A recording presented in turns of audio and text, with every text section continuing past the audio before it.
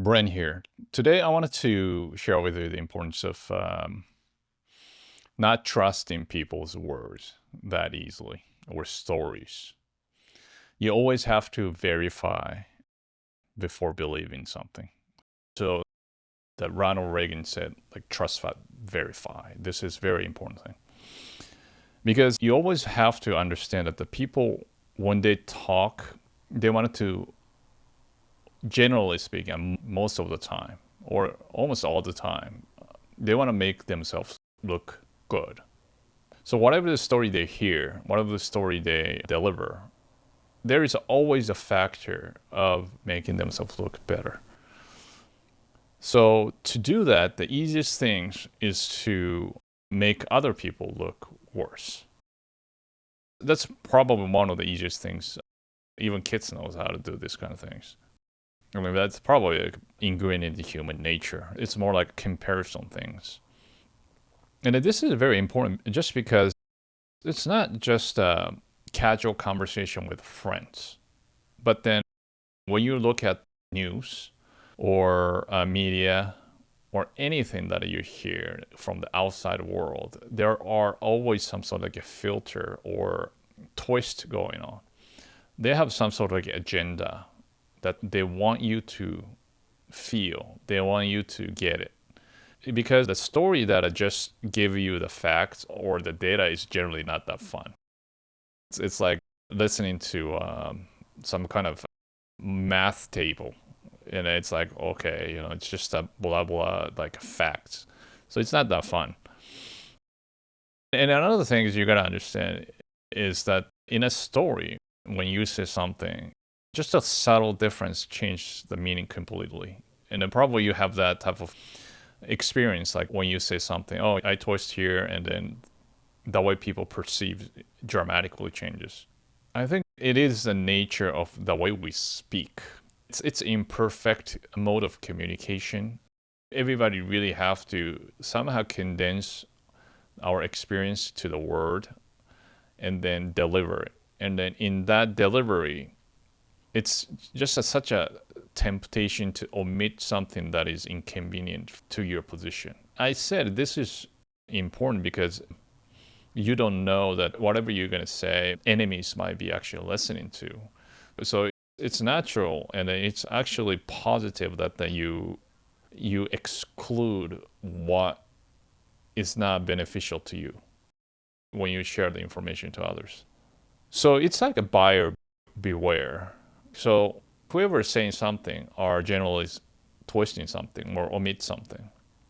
And then you are the one have to be careful that this person is probably just guessing or twisting here to make themselves look better.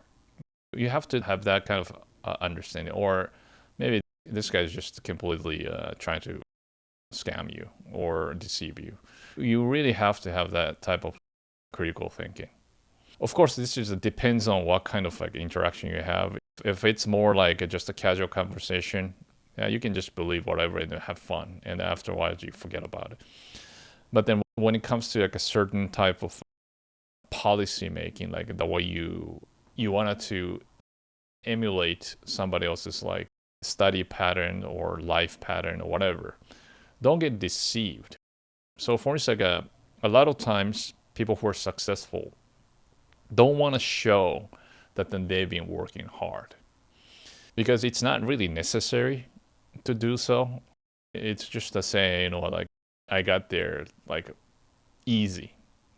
That makes their past, their being as like a really in a different level. So a lot of people just kind of hide their struggles. And then maybe they're not trying to deceive. It's unnecessary things to actually diverge. We wanted to actually tell some strangers that how screwed up you have done. It's a lot more probably fun to actually talk about what you did right. So they omit a lot of mistakes.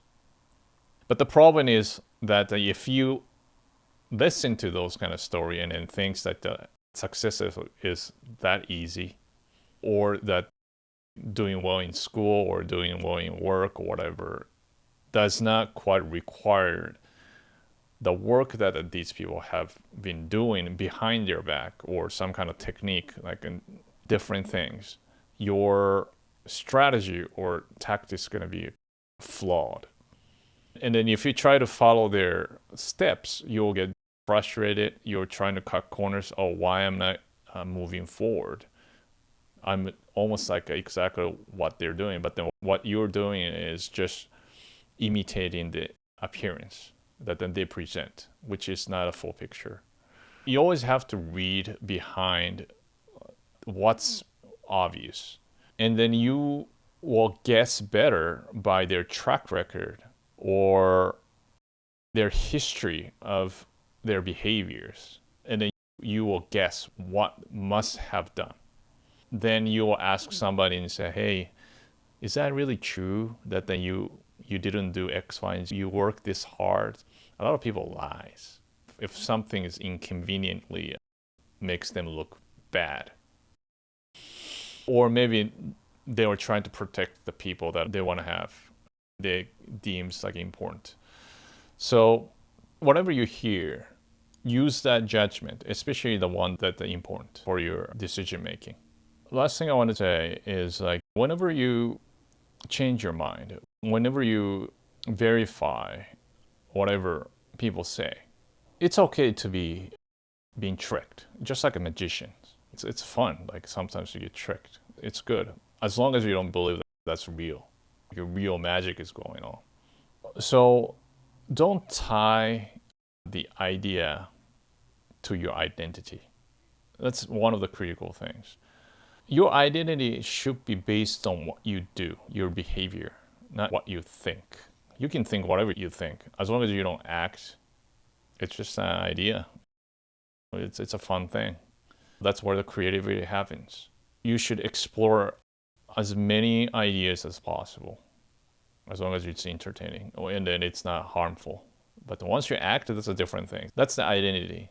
If you made a mistake, like if you trust somebody and then, now you say, oh shit, like I believe in that, complete nonsense.